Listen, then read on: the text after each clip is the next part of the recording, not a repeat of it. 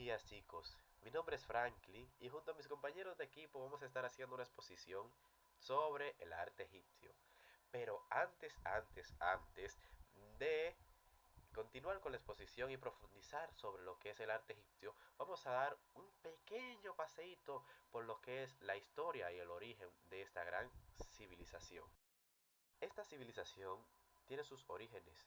El río Nilo que atraviesa desde el desierto del Sahara del sur al norte es considerado el origen de esta gran civilización, ya que debido a fenómenos naturales y la crecida del río garantizaba para esta civilización un territorio rico y fértil.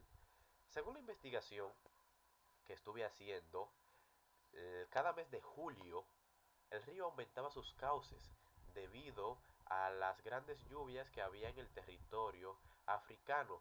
Esto provocaba grandes inundaciones. Yo estaba pensando y decía, bueno, ya ellos tenían el conocimiento de que cada mes de julio el río inundaba gran parte del territorio.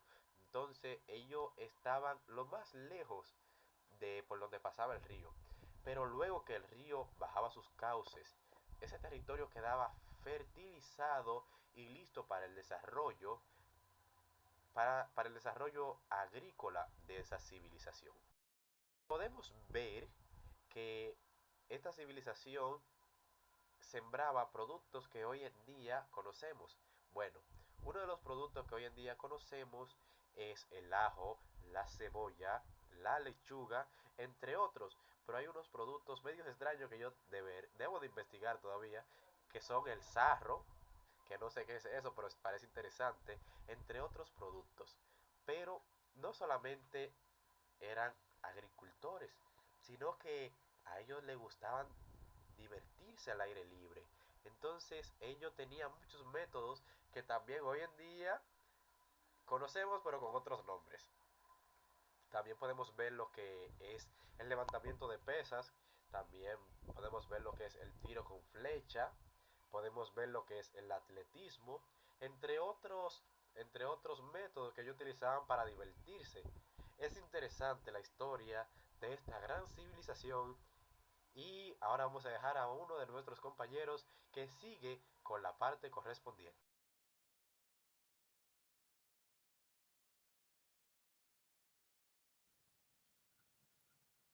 Saludos, mi nombre es Giovanni Peguero y yo les estaré hablando sobre la arquitectura en Egipto. La arquitectura en Egipto está caracterizada por los siguientes aspectos. En Egipto, todo está construido en función de la religión y la vida en el más allá. Los egipcios creían en la vida luego de la muerte. Por otro lado, el material más importante utilizado fue la piedra, ya que con esta obtenían edificios sólidos y duraderos, que en muchos casos se han conservado hasta el día de hoy. La arquitectura egipcia era arquitrabada o adintelada. Esto quiere decir que elaboraban figuras rectas que se apoyaban sobre pilares o columnas. El elemento arquitectónico fundamental era la columna. Existen diversos tipos de columnas. Entre las más usadas se encuentran la columna palmiforme, la columna papiriforme, la columna atórica, la columna lotiforme, la columna protodórica y la columna campaniforme. Otra característica predominante es el colosanismo arquitectónico. En Egipto, las edificaciones son de dimensiones enormes, y esto era debido a una concepción del mundo en el que el individuo no era lo más importante, sino el faraón y los dioses. En la civilización egipcia se distinguen dos tipos de arquitectura: la arquitectura religiosa y la arquitectura funeraria. En cuanto a la arquitectura religiosa, nos referimos a los templos. El templo en Egipto se creía que era una morada eterna a los dioses.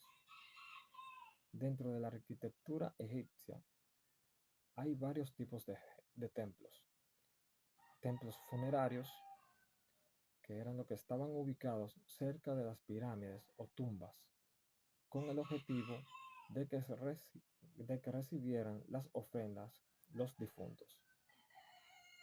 Otro templo eran los templos solares, que se les llamaba así porque están abiertos al sol. Los templos más famosos son los de Luxor y Karnak. Hay otros templos que eran los templos rupestres. Se llaman así por estar excavados total o parcialmente en la roca. Si están totalmente excavados en la roca, se llaman espeos. Un ejemplo de templo rupestre es el de Ramsés II y su esposa Nefertari en el sur de Egipto.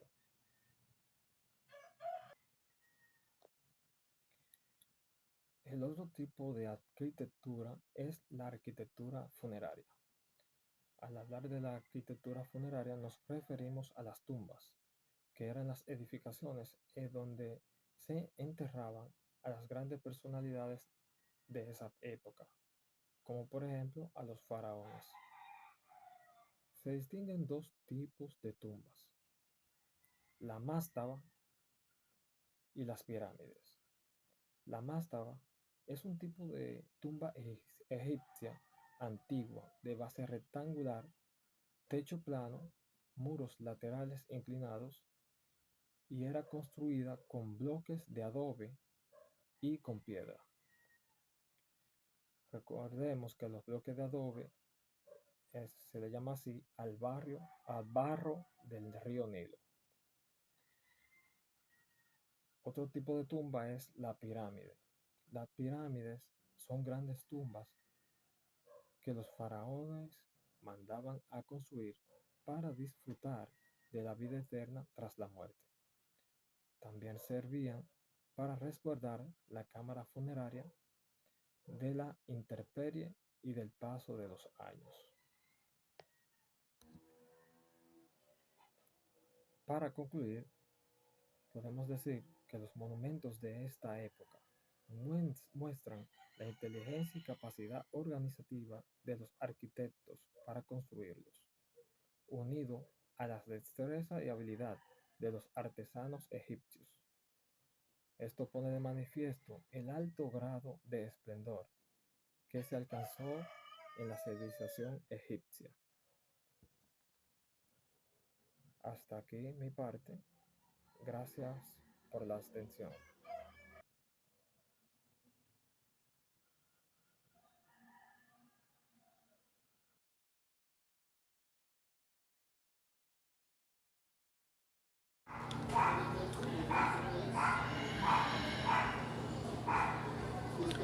Muy buenos días, mi nombre es Francesca de los Santos y en esta ocasión vamos a estar hablando de las pinturas en Egipto, en la cual vamos a estar viendo lo que es su desarrollo, las técnicas que más se utilizaron, cómo lo hacían, la representación en el imperio antiguo, en el imperio nuevo y en el imperio nuevo. Las pinturas adquirieron un gran desarrollo, compartiendo con el relieve las funciones religiosas y ornamentales. En el lugar donde se desarrolló la pintura con más frecuencia fue en las decoraciones de tumbas. En ellas encontramos lo que es las representaciones religiosas y unas escenas de gran naturalismo, como la vendimia, la caza, escenas agrícolas, bailarinas, entre otras. En cuanto a la forma de representar, utilizaban los mismos convencionalismos que en el relieve: cabeza de perfil, ojos de frente, hieratismo, frontalidad, ley de respeto. La técnica más usual es la pintura al fresco. Por la sequedad del país, han conservado muchas pinturas con un excelente estado. Los dibujos son fuertes. Los trazos delimitan vigorosamente las figuras y el color. que aún siendo más importante, la está subordinando. Los colores son muchos, pero colocados en estado puro, es decir, sin mezclar.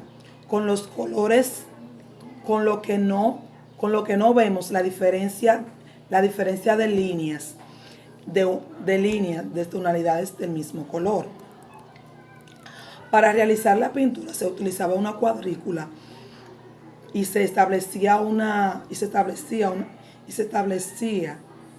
relación de proporción entre las distintas partes del cuerpo.